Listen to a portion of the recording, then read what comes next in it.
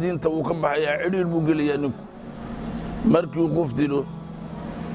adduunka cidhiir buu ku noolaanayaa aakhirana wuxuu gelayaa ilaahay cadaabkiisa subxaanahu wa tacaala man qatala mu'minan mutacamidan ninkii dila qof islaama khatalaad maaha kas u dila oo yidhaha layla ninkaa dil ee dila fajazaa'u jahannamu abaalmarintiisu waa naarta jahannama waxaa ka daran wax taabanaya maahee khaalidan fiiha baa la yidhi daa'iman buu jahannamo ku waarayaa waqadiba allaahu calayhi ilaahay wuu u cadhooday haddana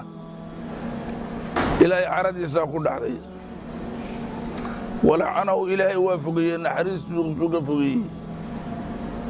wa acadda lahu cadaaban cadiiman baa ilaahay u diyaariyay cadaab weyn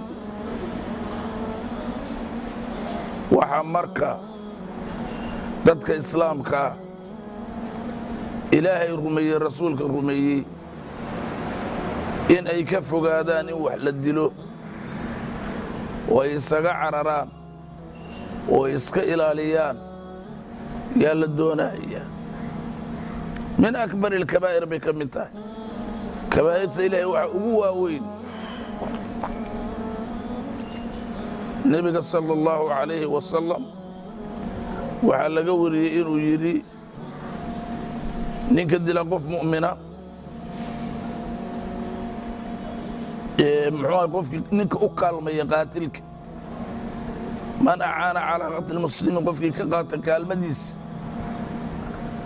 oo ka qayb qaata walow bishadri kalima wax weynbayay ahaana kelmad barhkeed wax la eg inuu sahay siiyo iyo inuu hub siiyo iyo inuu dhiirogeliyo iyo ma aha waa inuu wuxuuna kaalmaa ka helo jaa yowma alqiyaamati buu imanayaa maktuubun caynayhi meesha labada indhood u dhaxaysa waxa uga qoran oo ku qoran aayisun min raxmat illaah ilaahay naxariistiisa kii ka quustay maalinta qiyaamada haddii la gaaro bacfiga wuu imanayaa isagoo meeshii ku dhiftay dhiiggu soo boodayo uu isagu sidii neef xoolaa uu gacanta haysto keedhuna wixii uu ku dilay uu wato markaasuu odhanayaa rabbi salhu bima qatalanii ilaahayow weydii wixii uu igu dilay rabbi salhu ilaahu weydii muxuu igu dilay ilaahay subxaanahu wa tacaala qoladii quraysheed ama kufaartii carbeed ama juhaashii intii aan islaamku iman dhaqankooda waxaa ka mid ah inay gabdhahooda nolosha ku aasaan ilaahayna wuxuu caddeeyey in qiyaamada la weydiin doono rabbi wuxuu yidhi waxaa ka mid ah waydal maw'udatu su'ilat gabdhihii nolosha lagu duugay maalinta la weydiinayo maxaa la weydiinayaa biayi dambin qutilat lagu dilay waxaa kaloo la rabaa dadka muslimiinta ah inaanay ku farxin inaanay raalli ku noqon inaanay kaalmayn inaanay ku qancin inaanay dadka dilaya wax rajaa ku siin mu'minka kale waa walaalkiis xaq wuxuu ugu leeyahay inuu badbaadiyo xaq wuxuu ugu leeyahay inuu dhowro ninkii ehel u ah dadka wax laynaya nebigu wuxuu yidhi unsur akhaaka daaliman ow madluuman walaalkaa u heli hadduu dadka dulmana u heli haddii la dulmana u heli markaasaa la yidhi ilaahay nebigiisow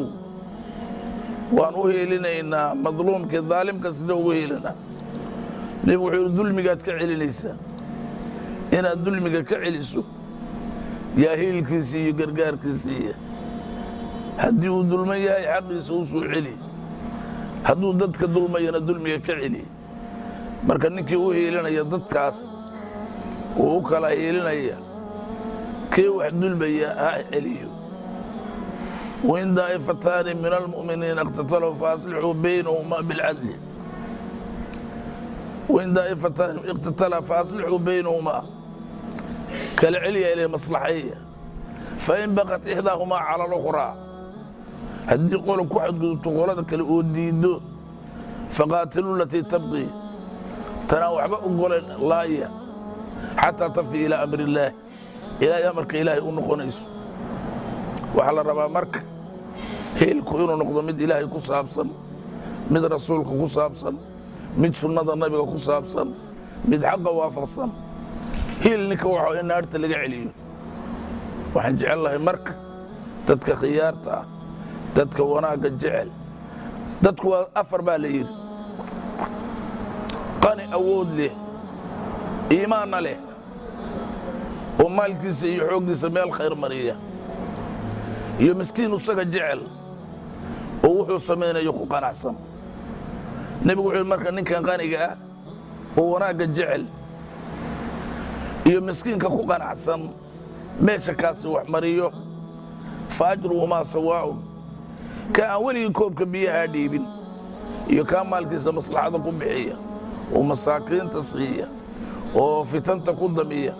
ووناق كو قبطة أجر كود ويسكميد فاسق أود السي وجاهلة ومالي يحوق هيستا وميش كنا فقية يا مسكين تاقي روح لما فاسق وزر وما سواهم دنبي قودوا قيامة ويسكميد مركا قفك الدنبي قصمين إياه وظالم كأه يقفك بريئة لكن كفر أحسن ويسكن دنبي سيبا له وذا عذاب يا دنبي قوة داقنا صلى الله وسلم على محمد وعلى آله وصحبه أجمعين